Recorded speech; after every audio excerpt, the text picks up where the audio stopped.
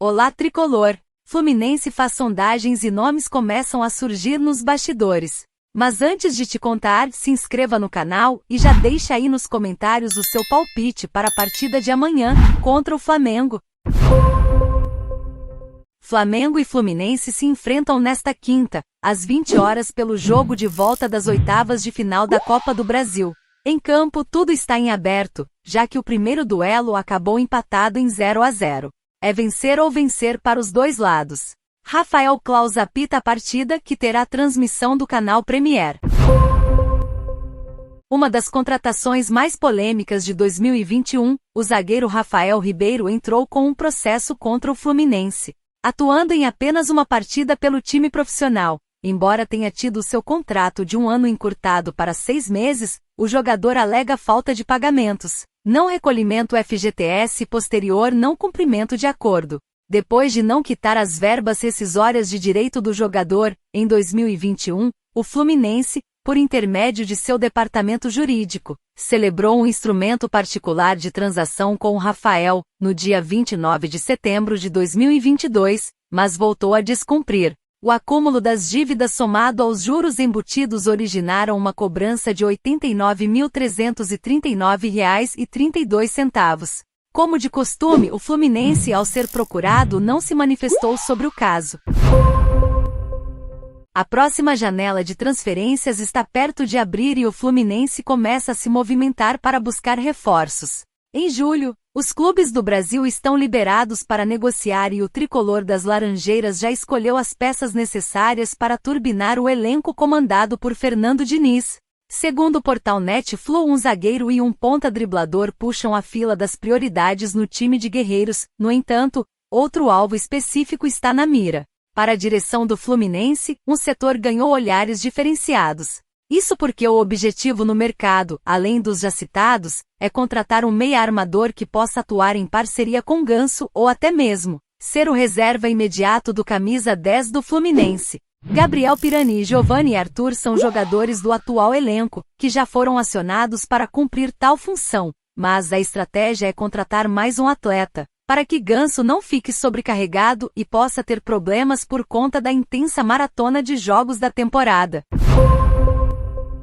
Em 2023, Everton Ribeiro vive em fim de contrato com o Flamengo. O jogador tem vínculo com o clube até dezembro deste ano, e as negociações para uma renovação ainda não se concretizaram. Diante disso, o Fluminense surgiu como interessado em negociar com o meio-campista. Em 2023, pelo Flamengo, o veterano soma 1 gol e 3 assistências com 27 jogos disputados. Ao longo de sua carreira, Everton teve passagens por Corinthians, São Caetano, Coritiba, Cruzeiro e Al-Ahly. O atleta chegou a ser sondado por Coritiba e Cruzeiro no ano passado, mas acabou sendo descartado em virtude de seus altos vencimentos. Fala tricolor, você acha que Everton Ribeiro se encaixaria bem no esquema de Fernando Diniz? Uma informação do mercado da bola surpreendeu muitos tricolores. Fluminense de olho em zagueiro revelado nas categorias de base do Cruzeiro. Trata-se do jogador Kaká, que é um cria da Toca da Raposa. O Cruzeiro também estaria interessado em repatriar o jogador e poderia entrar na disputa com o Fluminense pelo atleta. Uma novidade que pode ajudar os interessados no atleta é que o time de Kaká está na 2ª divisão do campeonato japonês. Isso poderia facilitar uma saída dele e o retorno ao Brasil. Conforme informações publicadas no portal Transfermarkt, o jovem zagueiro de 24 anos, que está no futebol japonês, tem seus direitos econômicos avaliados na quantia de 800 mil euros, valor que corresponde a cerca de 4 milhões de reais na conversão atual. O Fluminense volta a passar momentos apreensivos na temporada após uma sequência positiva do trabalho de Fernando Diniz. Agora, o time de guerreiros não vence há 4 jogos e as últimas 3 derrotas foram o suficiente para ligar o sinal de alerta nas Laranjeiras. A torcida do clube da Zona Sul começou a apontar questões a serem melhoradas para o clássico contra o Flamengo. Antes disso, o goleiro Fábio passou a ter uma espécie de sombra entre os pedidos dos adeptos ao presidente Mário Bittencourt. Isso porque uma declaração do Ederson, defensor brasileiro do Manchester City, vem repercutindo muito entre os apaixonados pelo Fluminense. O goleiro admitiu que até curte assistir aos jogos do Botafogo na atual edição do Campeonato Brasileiro, mas é o Fluminense que o encanta. Em entrevista à TNT Esportes, o jogador convocado por Ramon para a seleção elogiou o time defendido por André e Nino. Eu vejo o Botafogo com um bom início de campeonato, muito bom, mas a equipe que eu mais gosto de ver jogar é o Fluminense. Sem dúvidas, assumiu Ederson. Por causa do comentário, alguns torcedores do Fluminense pediram a contratação de Ederson. Em tom de brincadeira, esses adeptos lembraram que Fábio deve se aposentar em breve, o que deve exigir de Bittencourt um mapeamento de mercado para a chegada de um goleiro em breve. Mesmo que a campanha seja de forma bem-humorada, já é certo do jogador do Manchester City encontrar em breve 2 representantes do clube, já que Ederson terá a oportunidade de jogar ao lado de André e Nino na seleção brasileira.